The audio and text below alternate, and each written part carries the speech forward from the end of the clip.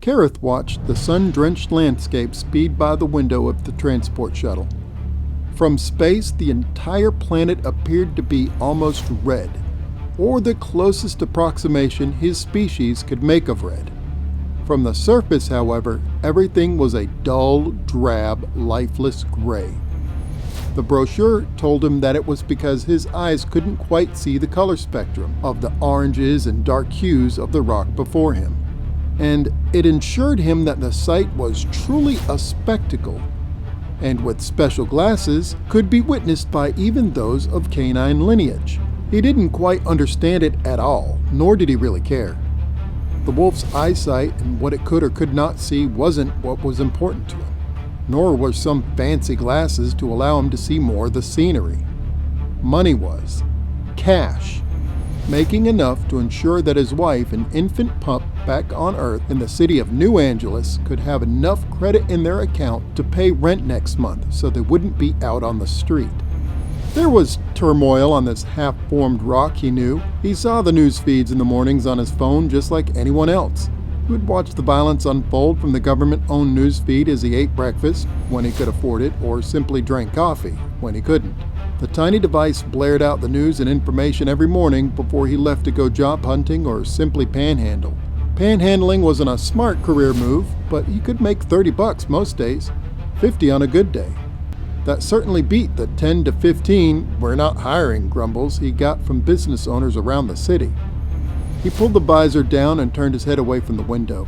A voice over the speaker system interrupted the dull movie playing on the seat back in front of him. "Remember," the voice said in its pleasant tone and shouting volume, "if you see or hear any air leaks, warn the crew right away. Air leaks are dangerous. Do not try to fix any air leaks on your own. Only certified repair personnel is allowed to repair faulty equipment." He could sleep if it wasn't for that incessant warning playing every 5 minutes. The air outside was toxic, that much he knew.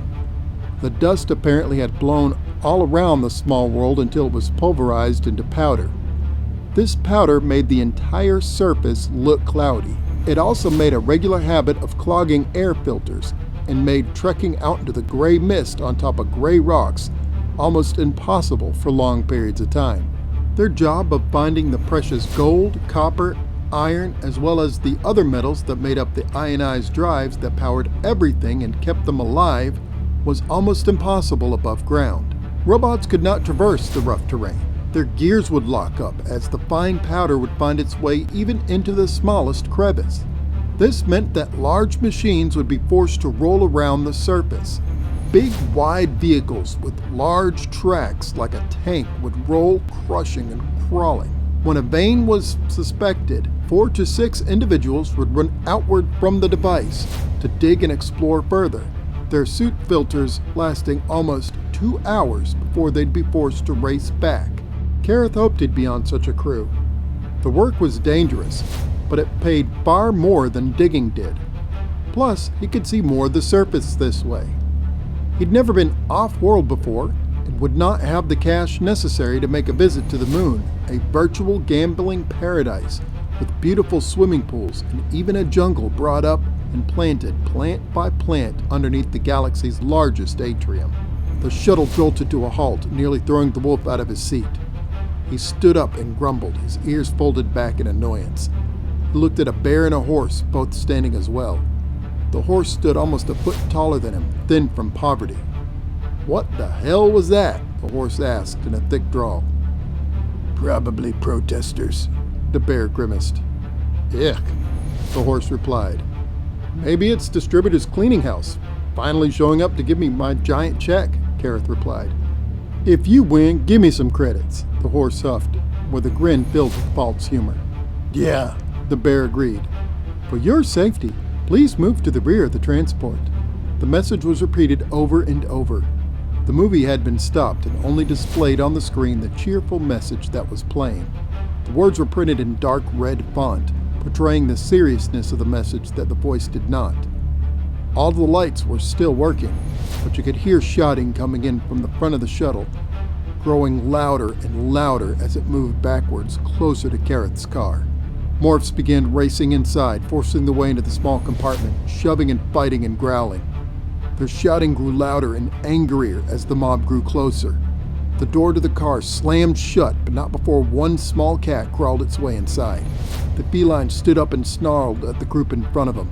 "Filthy scabs!" he shouted, then dived at the bear first, burying a blade into his chest up to the hilt. Kareth jumped on him without a second thought and grabbed him from behind. He picked up the cat in a headlock.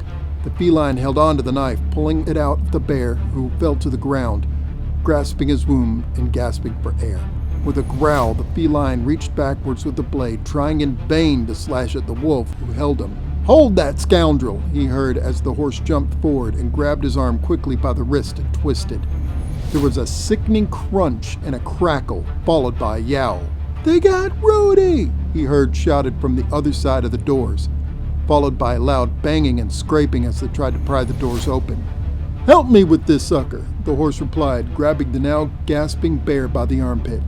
Kareth only nodded, grabbing him by his other arm and dragging him to the back door that was now open. Inside the end of the transport, there was 2 double doors on either side of the shuttle. Another shuttle had pulled up just within inches of the transport. Kareth didn't recognize the morphs who hung off the sides between the vehicles, waving them over, but he certainly recognized military uniforms, the hazmat suits looking more like spacesuits, with thick shielding over the face and muzzle hiding the features of those within. "They can't possibly want us to jump that," the horse replied. "We have a choice," Kareth said, smacking his paw on the large red emergency button beside the double doors. The door slid open with a loud whoosh.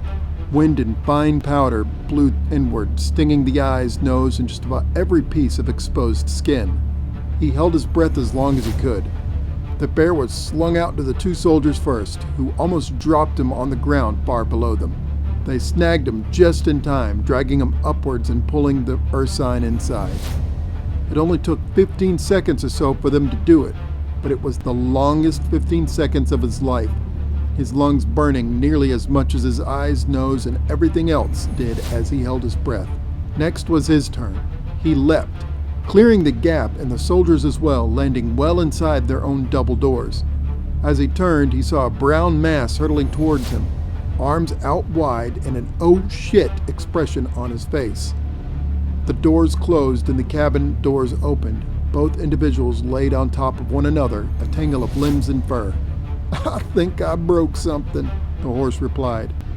"Not something, someone," Kareth grunted from beneath him. "Sorry about that," the horse replied, as he stood then reached down to offer the wolf a hand up. He took it gladly. "Name's Gunther. Everyone calls me Grunt, though." "Why?" Kareth asked, his ears tilted in a questioning manner. "When I was in the army, at first I had a big mouth and that would get me into trouble. So when I was being punished, whether it was with KP or cleaning latrines or something, I'd grunt through the whole job rather than curse my superiors. I soon learned to grunt instead of just saying what was ever on my mind." "Well, I'm Kareth," the wolf replied, and shaking the offered paw. Something felt wet against his fingers. He turned it over and saw a huge gash on the horse's palm. Fine sand stuck to the blood, glistening in the light. "Bastard got me with a knife. It's a scratch. I'll be fine. I've had far worse." The shuttle was filled with soldiers. A few scared morphs sat amongst them, a number of them having come from the transport that was just attacked. Kareth and Grunt walked a few paces inward, but with no empty seats were forced to stand in the aisle. The transport they escaped shrank in the distance, the damage to the front visible. The front glass of that shuttle had been shattered, and another lay on its side beneath the transport, bent in an odd shape. Twisted metal sprout from the sides of the transport on the ground. A pulse of light left the military transport.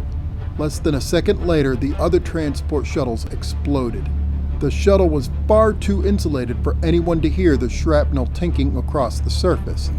But the shockwave from the explosion shook the shuttle hard, causing Kareth to stumble forward. The horse simply grunted loudly, loud and angry enough to cause the soldiers near him to turn their heads towards them and look.